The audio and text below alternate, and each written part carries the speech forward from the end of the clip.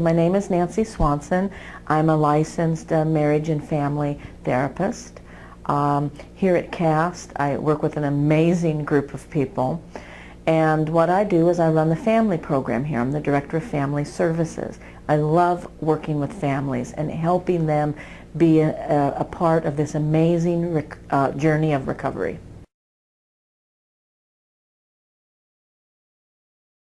So addiction is referred to a family disease because the addiction knocks down the individual, but it affects everybody who loves them.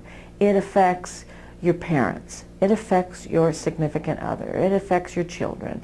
It affects your employer. It affects your neighbors. It affects everyone who loves you, everyone in the addict's life, and everyone around the addict's life. That's why it's called a family disease.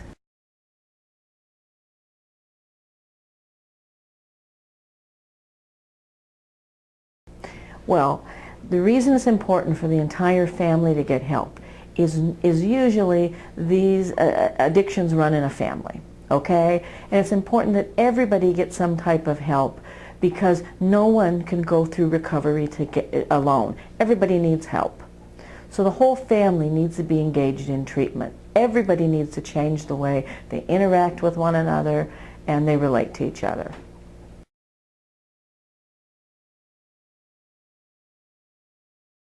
So there's a big difference between enabling and helping. Helping is doing something for someone that they're not capable of doing for themselves. For instance, I break my leg and I can't get up and go to the grocery store, so you go and get groceries for me. You're helping me. Enabling is doing something for someone they should and could be doing for themselves.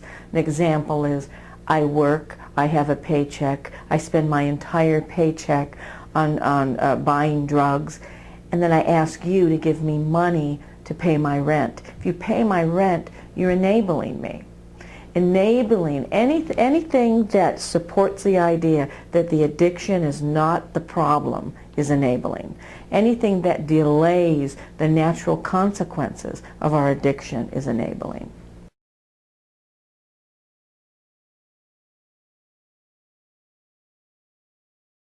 Well, basically, there's three really important things for family members to do when there's a family member suffering from addiction. Number one is love them. Realize they're not a bad person. They have a bad disease. Love them. Love them without judgment. The other thing a family member can do is set healthy boundaries. Draw the line in the sand and do not move that line. You can help your individual, but do not be a doormat. Do not accept unacceptable behavior.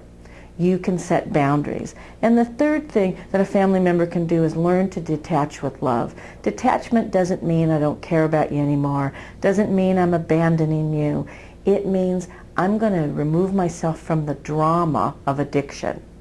So those are the three things that family members can really do to really help someone who's suffering from addiction.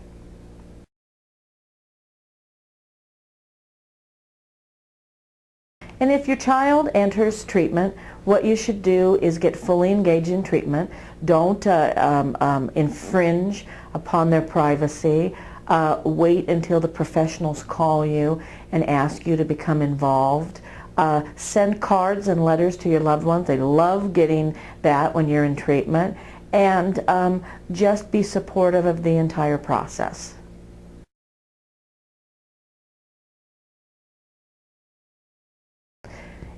And if you get a phone call and your loved one wants to leave from treatment, my best advice to you is don't overreact.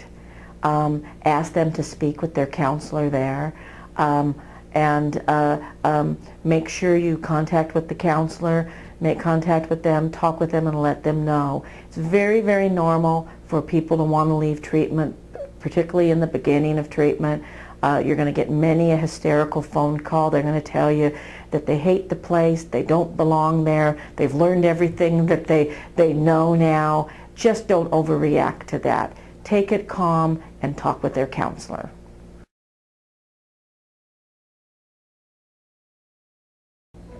So when treatment is finished and your loved one is ready to come home or leave, What you need to do is make sure that there is a solid plan, a solid aftercare plan. The most important hour of treatment, in my opinion, is the first hour after discharge.